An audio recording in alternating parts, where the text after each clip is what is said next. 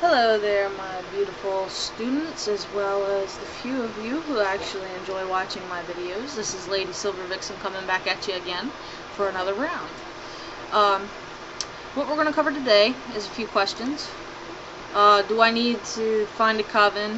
What is an initiation? Do I have to have one? What about a dedication, and what is a dedication? And if there's time, we'll go over the pentagram. Okay? Alright, so let's get started. Do I need to find a coven? The answer to this is no, it is not necessary. Okay? You don't have to find a coven.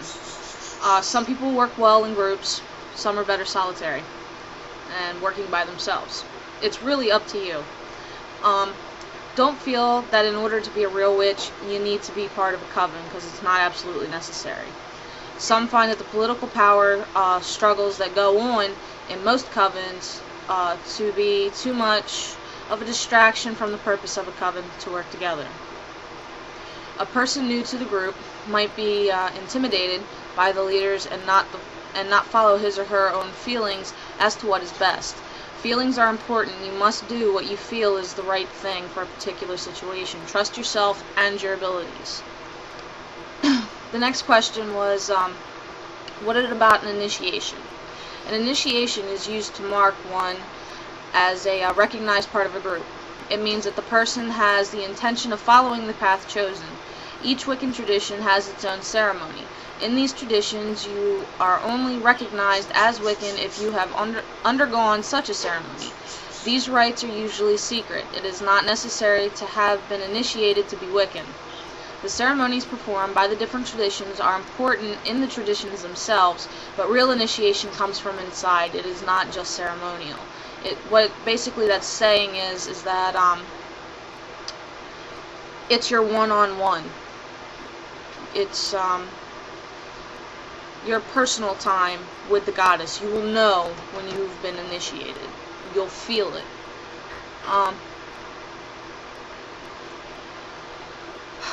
Let's see. When you see beauty in clouds drifting by, when you feel excitement and wonder in seeing a flock of birds wheeling overhead, when you feel the magic in the air, when trees fill out in spring, you are truly Wiccan. Wicca is a way of life, living in harmony with nature, feeling the change of seasons and celebrating nature. The ceremony is that, unless you feel it inside. An initiation is an experience that is felt deep. It is not necessary for a high priestess or priest to stand over you. Each one of us is our own priest or priestess. If you feel the need to express yourself in ceremony, you can perform a self-initiation. Even though it is not performed in a coven, it is still important to take this seriously. This is not a game. This is a serious comment on the part of the initiate to learn all he or she can about the chosen path. Wiccans may use magic, but that is not all there is to Wicca. It is learning all you can about this earth we live on. Respect it for what it is, learn the cycles of life, and celebrate the magic that is all around us. Now the next question is, what is a dedication? The dedication of a witch is when you accept the craft as the path to follow. You promise to learn all things necessary. You will stick to your vow even if the going gets tough. The traditional time period is a year and a day. You will then have seen the progression of a complete circle of seasons, called the Wheel of the Year. In a coven, they will teach and have a reading list. Solitary is what it is. Sometimes it can be very rough and confusing, but stick to it. That is why it is called a dedication. There are many books out there. Some will say that you can't learn everything from books. That may be true in some cases. You learn by doing. Taking spells, for instance, just because a spell is passed down does not mean it will work for you. If you put your time and energy to building your own spells, it is more likely to work because it is your own. Your energy is running through it, not somebody else's. Now then, we are only at 4 minutes and 38 seconds, so I'm going to do a brief thing on the pentagram. What is an open pentagram?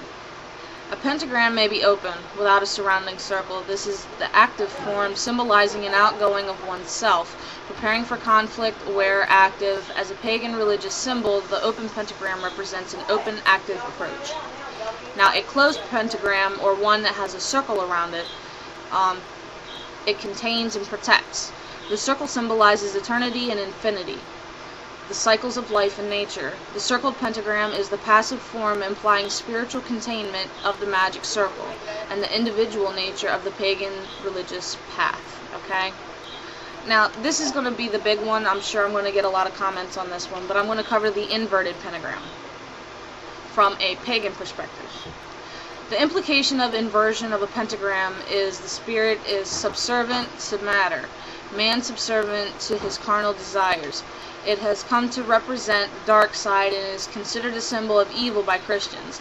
In the 1940s, Gerald Gardner adopted the inverted pentagram as a symbol of second-degree initiation in the newly emergent neo-pagan rituals in what was to become Wicca. It represents the need of the witch to learn to face the darkness within, so it will not rise to take control. First degree uses a downward pointing triangle, third degree uses one point up pentagram together with an upright triangle. I'm going to put this in on my own here. An inverted pentagram to me is actually commonly used, at least in my practices, as a banishing. Okay? It's not just a matter of which direction I'm casting the circle, but it's also a matter of which direction the pentagram lies. Excuse me. I'm going to cover briefly just a few other things. I'll go into real in depth on the pentagram in a little while. I'm going to cover what is a book of shadows. This was one of the most common questions that's sent to me through emails, text messages, the whole 9 yards. What is a book of shadows? It is a place to keep information that has been learned. It can be anything from a spiral notebook to a fancy leather-bound book. It is, in it is placed everything the person feels should be there. Answers to questions, candle and or moon magic, witchcraft history, herbal information, spells, basically whatever you feel needs to go in there. Let's see. I think that a book of shadows is more classified really as a book of enlightenment, because as you're going along in your path, you become enlightened. All that information that is enlightening you is going into that book, thus becoming the Book of Enlightenment. It is thought to have more power if it is handwritten, but now you've got the techno witches who love computers. I'm guilty of that. These days it is hard to find the time. Some Wiccans now have a disc of shadows. It is easier to read, and some type faster than they write. So you're going to have those few out there. I know there's a couple of you watching this that are guilty of that, where you have typed up everything instead of writing it all out. And there's nothing wrong with that. But for now, that's all I'm going to cover. In the next one, I'm going to cover why a pentagram and the history of the pentagram. So until then, this is Lady Silver Vixen signing off. You all have a very blessed day, and I will see you next time.